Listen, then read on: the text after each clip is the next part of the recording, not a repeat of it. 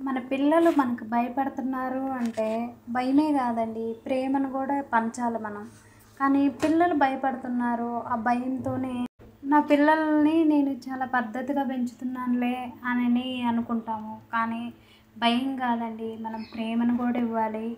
అదేవిధంగా పిల్లలకి ఇష్టం వచ్చినట్లు వాళ్ళని మనం మరీ అంత కాదు కదండి. మధ్య తరగతుల్లో ఏదో పిల్లలు ఏదైనా చిన్న చిన్న సరదాలు అడిగితే వాటిని తీర్చలేకపోతే ఇంకెప్పుడు తీరుస్తామండి మనము మన పిల్లలకి?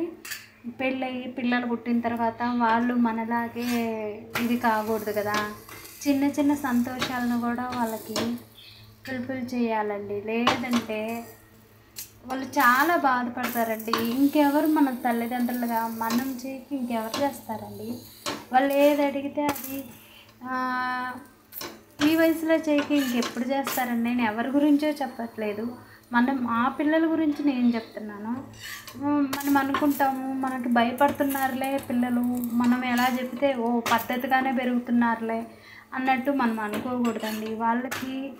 వాళ్ళకి కూడా ఫ్రీడమ్ ఇవ్వాలండి. మన పిల్లలకి మనం ఫ్రీడమ్ ఇవ్వకపోతే ఇంకెవరు ఇస్తారు చెప్పండి? అది కూడా ఆలోచించాలండి తల్లిదండ్రులుగా మనమే ఫ్రీడమ్ ఇవ్వకపోతే పెళ్ళయిన తర్వాత భర్త, అత్తమామలు అవంతా వేరు కదండి. అసలు మన దగ్గర అలా భయపడుతూ మన పిల్లలు బతికారంటే మన మీద ప్రేమ కాదండి, ద్వేషమే పెరుగుద్ది కానీ ప్రేమ పెరగదండి మన పిల్లలకి. అది కొంచెం ఆలోచించాలి. కానీ నేను పద్ధతిగా పెంచుతున్నానులే అని అనుకుంటే అది తప్పండి. పిల్లలు భయపడటం అది వేరు. భయపడుతున్నారు, ఓ నేను క్రమశిక్షణగా పెంచుతున్నాను అని ఎప్పుడు మన తల్లిదండ్రులుగా అనుకోకూడదండి. అలా అనుకుంటే మన పైన వాళ్ళకి ద్వేషమే కానీ ప్రేమ అనేది పెరగదు.